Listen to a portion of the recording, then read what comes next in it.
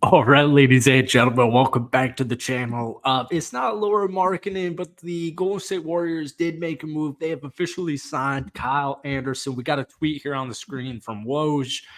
Golden State is sending Minnesota a future second round pick swap. How's that a thing? And cash in the sign and trade, sources tell ESPN. But here's the actual move here from Woj.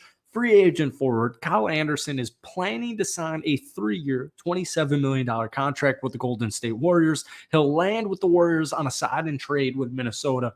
Um, I the Warriors are getting flamed for losing Chris Paul, losing Klay Thompson, and picking up Kyle Anderson and Anthony Melton to replace him.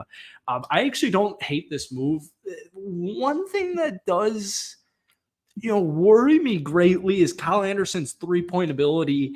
The good news is Kyle's most likely coming off of the bench here. We're going to pull these stats up from the screen. Kyle Anderson with Minnesota last season, 79 games played. That is something that is awesome about Kyle, is his durability. Like, Kyle Anderson will play over 65 games for the Golden State Warriors this upcoming season, barring something crazy. But last year with Minnesota, 79 games played, 6.4 points, 3.5 rebounds, 4.2 assists, 46% from the field, but only 23% from downtown. But like I said, durability is a huge thing. Kyle Anderson, the last time he played under 67 games was back in 2018, 2019, when he was actually with the Memphis Grizzlies.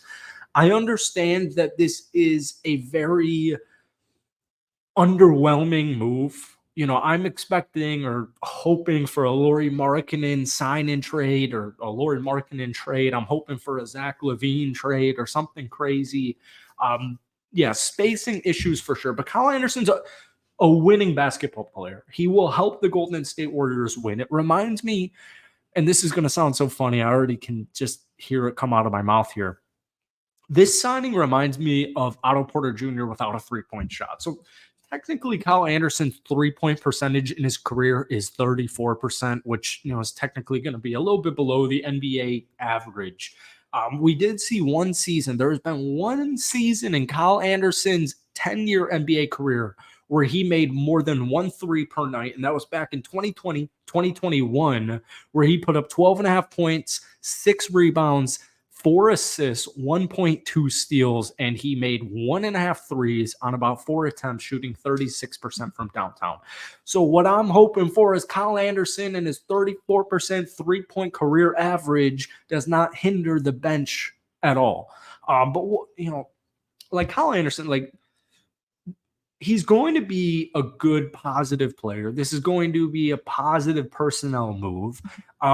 He can spot start if needed. He only had 10 starts for Minnesota. I think the reason for his dip in production was simply just, 2 years ago, he averaged about 28 and a half minutes per game.